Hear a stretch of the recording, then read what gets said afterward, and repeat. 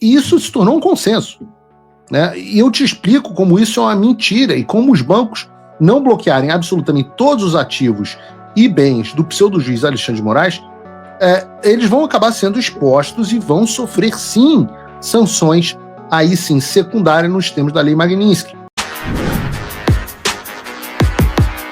Olavo Edu Carvalho, melhor canal de corte do YouTube. Ei, se você gosta do que eu faço, pensa nisso. Esse conteúdo só existe porque tem gente ajudando a manter. Com pouco mais de $5 por mês, você também pode contribuir.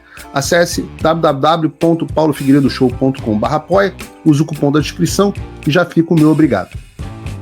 Vocês devem se lembrar que há alguns dias o ministro da Fazenda, que vocês chamam carinhosamente de Tachad, estava na Globo News reclamando que havia marcado uma reunião com o secretário do Tesouro dos Estados Unidos, o Scott Bessent, e essa reunião foi cancelada. Scott Bessent é a contraparte do Tachad. Você vê como a gente está ferrado no Brasil, né? Enquanto a gente tem Tachad, os americanos têm Scott Bessent. Mas apesar da reunião não ter ocorrido, isso teria sido na quarta-feira passada, o Scott Bessent acabou optando por ter uma reunião muito bacana no mesmo dia em que receberia o Tachad. Então ele cancelou com o Tachad e marcou com quem? Com quem ele marcou, Brunão? Olha, ele marcou com o Eduardo Bolsonaro, na verdade o bananinha fritador de hambúrgueres, e marcou com aquele blogueiro influenciador bolsonarista Paulo Figueiredo, que estão aí reunidos com um dos homens mais poderosos do mundo, enquanto o ministro da Fazenda do Brasil está tomando porta na cara. E para você que não está acostumado com a estrutura dos Estados Unidos, eu explico. O secretário do Tesouro, Scott Bessent, ele é o responsável por formular e recomendar todas as políticas financeiras, econômicas e de taxação, calma, Tachad, se segura, tanto domésticas quanto internacionais dos Estados Unidos. Dentro da estrutura do Departamento do Tesouro, o Scott Bessent tem também o famoso OFAC, né? Se tornou famoso no Brasil. Ninguém sabia o que era e hoje muita gente já sabe o que é o Office of Foreign Assets Controls, que é o escritório responsável por administrar e fazer cumprir as sanções econômicas e comerciais com base na política externa e da segurança nacional americana. E foi através do OFAC, por exemplo, que o governo dos Estados Unidos sancionou o pseudo-juiz Alexandre de Moraes por violações graves de direitos humanos nos termos da, hoje, palavra mais famosa no Brasil, que o pessoal fala, né, do interior do Nordeste, tá lá nego falando Magnitsky. Né? Então, a lei Magnitsky é aplicada através desse OFAC, né? E não somente o OFAC é responsável, como vimos, pela aplicação das sanções, como também pela fiscalização do seu cumprimento. E esse foi exatamente um dos temas sobre os quais o deputado Eduardo Bolsonaro e eu fomos tratar com o secretário Scott Bessent o descumprimento da lei Magnitsky por parte das instituições financeiras brasileiras. Esse descumprimento, aliás, é um descumprimento que foi noticiado, nós levamos um relatório contendo isso, pela própria imprensa. Por isso mesmo nós temos uma série de reportagens como essa, por exemplo, da Letícia Casado para o UOL. Bancos brasileiros analisam contas de Moraes para aplicar a lei Magnitsky. E qual é o grande? A gente chama no Rio, eu ouvi dizer que na Bahia é assim também, me respondo no chat, como é que é no resto do Brasil, eu sei que São Paulo não é, né? Minha doce Natália é de São Paulo, e eles não estão acostumados com esse termo, que é o famoso migué, né? Eu sempre lembro do migué do futebol, quando o jogador era meio chinelinho e dava um migué para não jogar, tipo, sei lá, o cara que tá sempre lesionado quando é aniversário da irmã, aí ele dá um migué que tá lesionado para ir no aniversário da irmã. Um abraço aí, saudações cruzmaltinas nessa semana a todos os espectadores, porque, pela primeira vez eu tenho uma semana em 20 anos que eu posso tirar onda com o Vasco, então ninguém vai me tirar esse privilégio no programa de hoje. Vocês me permitam esse pequeno momento de alegria, que, não tem há muito tempo. Então. Mas, enfim, qual o grande migué que os bancos brasileiros estavam tentando dar? O migué está no seguinte parágrafo da própria reportagem da Letícia Casado. Abre aspas. Existe consenso entre os especialistas de que o indivíduo sancionado não pode comprar e vender dólar nem aplicar em nenhum produto de investimento que tenha qualquer conexão com o mercado norte-americano. Mas sobram dúvidas no que diz respeito a outros tipos de operação e às penalidades para os bancos que não cooperarem. Vejam o que os bancos brasileiros vinham tentando fazer era bloquear só alguns tipos de operação para o Alexandre. Essas eram operações de compra e venda de dólar, investimento em ativo estrangeiro e etc. Mas eles não estão e não estavam bloqueando as demais operações bancárias. E aí surge a dúvida sobre esse assunto. Aliás, foi algo muito veiculado nos últimos dias de que a Lei Magnitsky teria 2 fases, ou 2 níveis, ou 2 graus de aplicação. E isso se tornou um consenso, né? E eu te explico como isso é uma mentira e como os bancos não bloquearem absolutamente todos os ativos e bens do pseudo-juiz Alexandre de Moraes, eles vão acabar sendo expostos e vão sofrer, sim, sanções, aí sim, secundárias nos termos da Lei Magnitsky. Fala, amigos do canal. Tá gostando desse vídeo?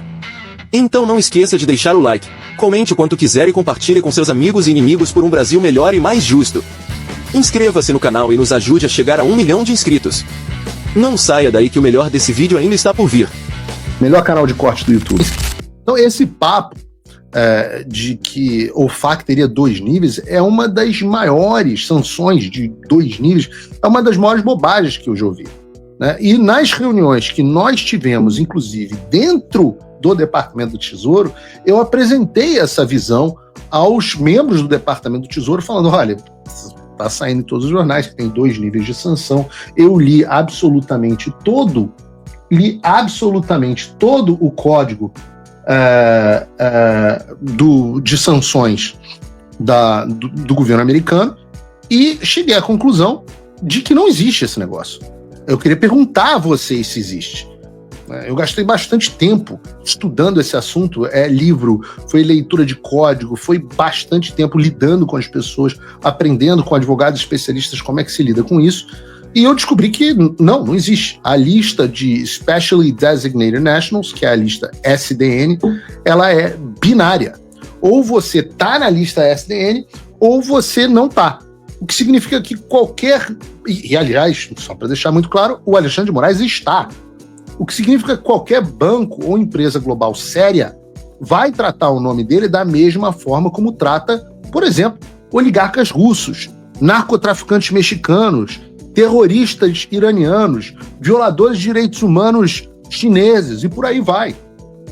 O que eu acho que poderia estar gerando uma confusão em certas pessoas é a diferença entre as sanções primárias e as sanções secundárias. E é muito fácil você entender, a tia Maricota pode ensinar para você na escola. A sanção primária é aquela que atinge diretamente o indivíduo designado. Então, por exemplo, o Alexandre de Moraes, os bens dele são bloqueados, os cidadãos ou entidades americanas não podem se envolver em nenhum tipo de transação com ele, e é o caso do Alexandre de Moraes. Já as sanções secundárias, elas atingem justamente de tabela os terceiros que escolhem, mesmo sabendo da proibição, manter relações significativas com o sancionado. Então, o Alexandre sofreu a sanção primária. O banco que optar por manter Alexandre como correntista recebe uma sanção secundária. Por que a sanção do banco não é primária? Porque o banco não violou direitos humanos. O banco está permitindo que um sancionado primário tenha ainda acesso aos seus bens, etc, etc. Por isso sofre uma sanção secundária.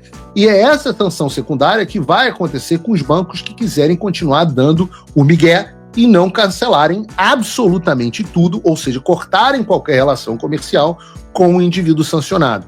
E é por isso que, na prática, todos os bancos e corporações internacionais correm para cortar qualquer laço com alguém na SDN, porque eles não querem virar alvo também.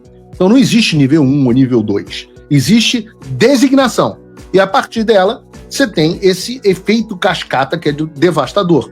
E eu volto a dizer, o Alexandre está na mesma lista que os piores inimigos da segurança internacional. Qualquer tentativa de minimizar isso em camada é uma cortina de fumaça. Os bancos e as outras empresas, não são só bancos, companhias aéreas, etc., que fingem não entender isso, estão sendo irresponsáveis, estão ganhando tempo, mas estão ao mesmo tempo, e isso é importante porque o banco tem um dever fiduciário, o seu banco é aquele que tem o seu dinheiro, ele tem a obrigação de cuidar e zelar do seu dinheiro. Então ele está sendo irresponsável e arriscando o dinheiro dos seus próprios clientes e correntistas.